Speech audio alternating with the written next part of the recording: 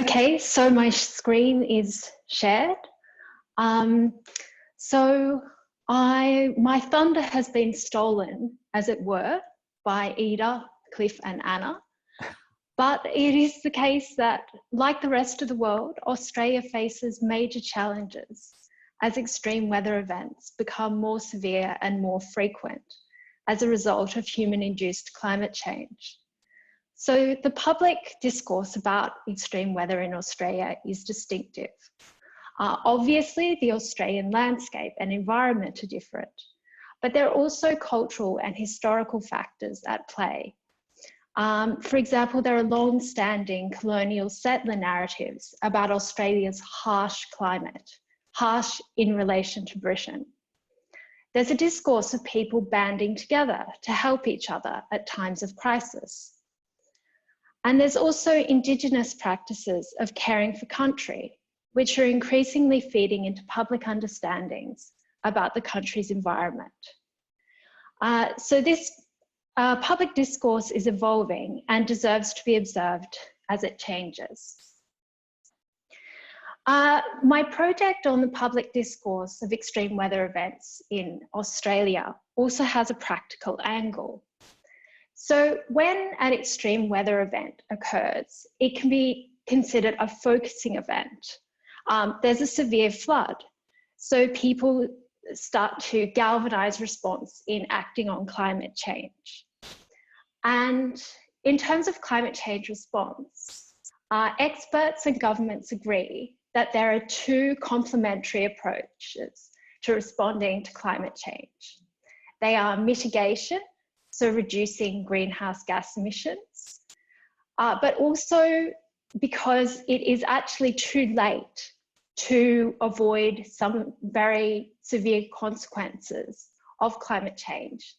Human systems must be changed in order to adapt to the effects of climate change, which may be things like having the summer months filled with serious and long-lasting fires, such as we saw in 2019, 2020. So in my project, I'm taking up the idea of climate scientist Brendan McKee, who wrote last year in the Griffith Review that humans are storytellers and narratives for how we make sense of the world and our place in it. Climate change may be a scientific discovery, but it is the humanities and creative arts that speak to what this means. So it's my goal to use linguistic evidence to inform climate change adaptation messages in Australia. And in this talk, I have 3 illustrations of how this could be done. I have an example from the lexicon, and that is the word fieries, an alternate form of. I use the example of discourse structure. I look at some discourse topics in some flood witness accounts using the example of warning. And I also give a bit of a taste of how I'm trying to combine ethno-pragmatic approach with cultural discourse analysis in the tradition of Donald Cowbell in the phrase, "It's the Queensland way," used in relation to extreme weather discourse. So first to fieries. So English in Australia has alternate forms of some words that are formed by shortening and adding an E sound, like Barbie for barbecue. These alternate forms bring additional meaning content and have important social functions in Australia. They can be used very widely in Australian English, even though other forms of English may have them. So in the first example, with the bushfires unlikely to be doused for another 4 to 6 weeks, concern is rising for the welfare of exhausted fireys. This is a very serious topic, so it's not just a cute way of talking about firefighters. And it's from quite a formal context. The Australian Broadcasting Corporation's Radio National Breakfast Programme.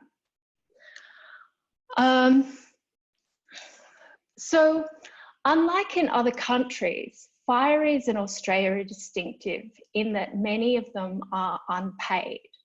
They're based on organisations of local people from towns getting together without payment from the government. So in example 2, you see our local fireys will also be holding displays in the town plaza with information about fire awareness. So to my ear, our fireys and local fireys are good combinations. A sign in example 3, cold drinks for fireys, stay safe. This is a sign on a fridge in a small town on the way to some badly fire affected areas. A local family put out a fridge for passing fireys, and we see actually these kinds of expressions of affection and respect cropping up all over media and social media, so on. So I won't go through all the technical semantic components of fireys to do with how they might fight fires, but I'll just draw your attention to some components that could be particularly informative to climate change adaptation messages. So here are some semantic components about the motivation of fireys. People of this kind do things because they want to do something good for the place where they live. They do them because they want to do something good for people in the place where they live.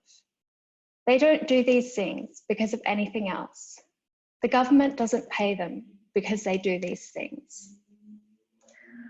There's also strong, people know that this is distinctive to Australia, this form of organisation. So people of this kind are in Australia, and the widespread community respect and indeed ownership, a sort of a we and us focus of fireys can be encapsulated in components like people think like this.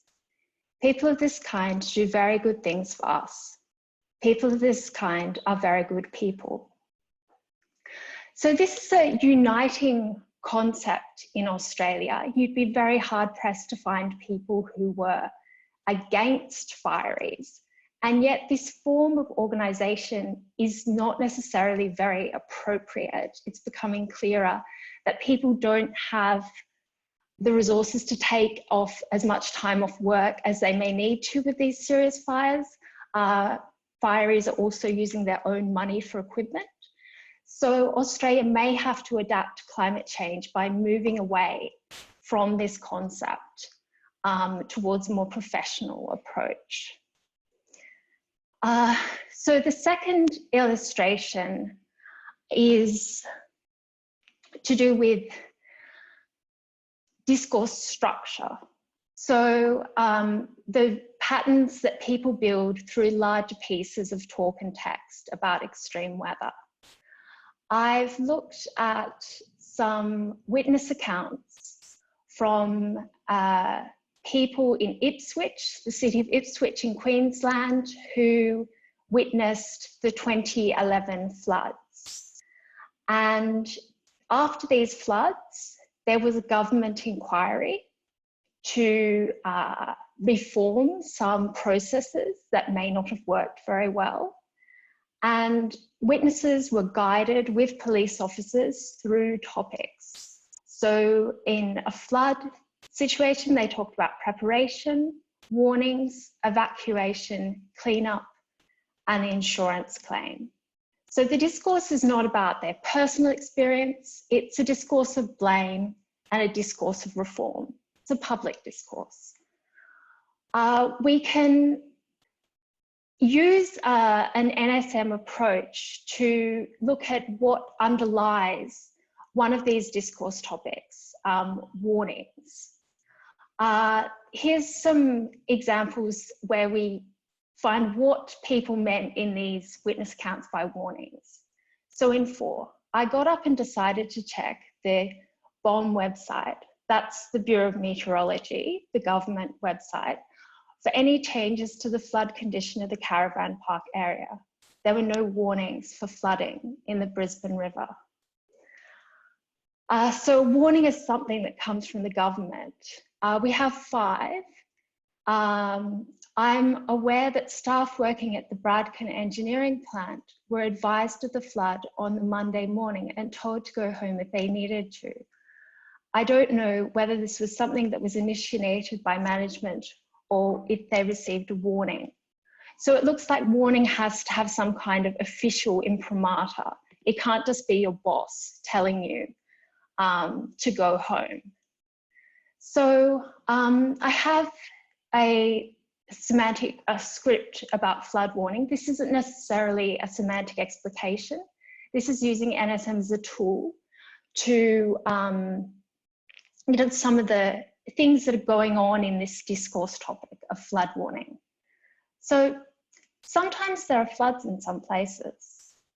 Before it is like this, the government in a place has to say, everyone here has to know there can be a flood in this place. They have to say, everyone here has to do some things because of this. They have to say, go to another place far from the place where there is a flood. So that's, it's a compulsion. People expect their governments to do this. And the reason why governments say this is because they know a lot about floods. Indeed, they have to know a lot about floods.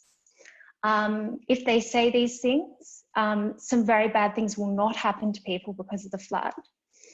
And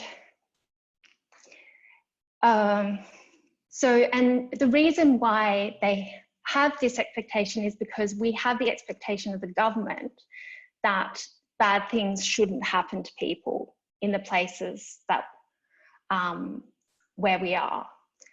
And I think the lesson that can be drawn for climate change response from flood warning is this script shows that people in Australia do want the government to keep them safe, and they do have trust in organisations like the Bureau of Meteorology. So perhaps in terms of climate change response in Australia, the government is lagging behind people in terms of their faith in science. The third example is some work I've been doing on trying to combine the ethno-pragmatic approach with cultural discourse analysis in the vein of Donald Carball. Some people might know that in cultural discourse analysis, discourse is seen through 5 discursive hubs. So identity, action, emotion, social relations, and dwelling. One thing I've been doing recently is trying to think of these discursive hubs and using them when I've been writing an explication of a phrase, the Queensland way. For those who don't know Australia very well, Queensland is a large state and it has probably more of an identity discourse than any other Australian place. I don't see this kind of discourse. It's the Victorian way, it's the West Australian way, it's the Tasmanian way, but I do see it's the Queensland way. So in 6 we have, there's nothing better than getting in and helping out those devastated by floods and lending a hand. It's the Queensland way. 7, it's just the North Queensland way. I'll be driving the truck down to Bowen on my first day of holidays. And it's not an issue. It's about getting people that need help, help. So we have a named place, Queensland or North Queensland is connected with the social practice of helping others, even at a cost to oneself. So we have identity, we have emotion, we have dwelling, we have actions. So this could be a fertile place for climate change adaptation messages.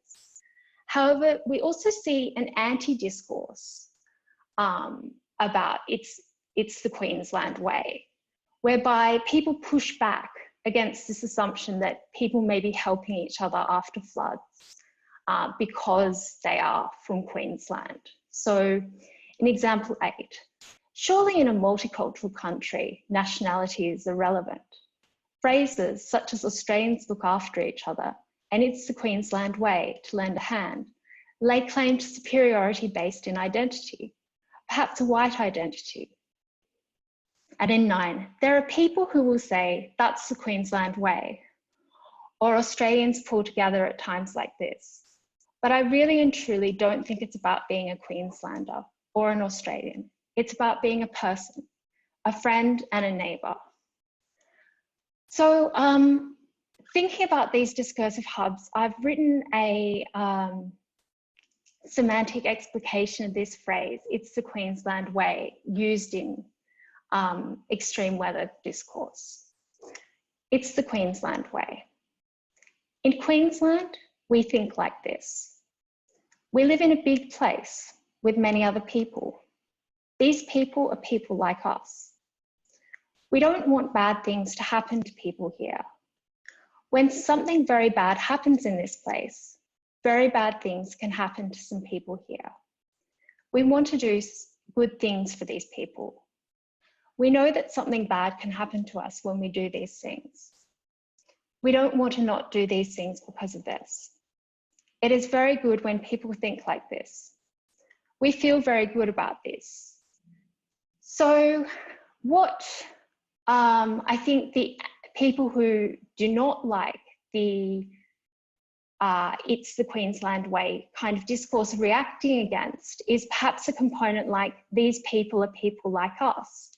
The idea that one may only help people with whom one shares the identity of a Queenslander with, which could extend further or narrower as someone wished. So although you do see these kinds of place-based appeals, like it's the Mount Isa way, it's the Tully way, using them in public communication would be problematic because of this. They can exclude as well as include.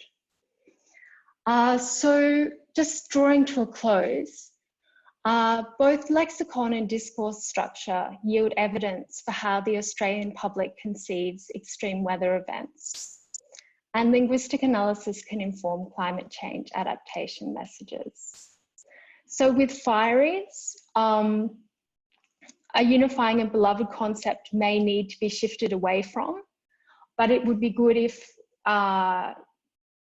we have a new word for a firefighting response, we probably will form one of these alternate forms with an IE, because that's how Australians show the social functions of making things their own.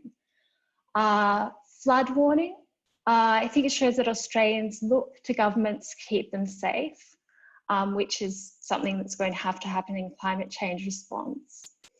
And it's the Queensland way shows that you have to be careful with place identity discourse, as for everyone that it attracts, it can also annoy a lot of other people. So I've just got some selected references. Thank you very much.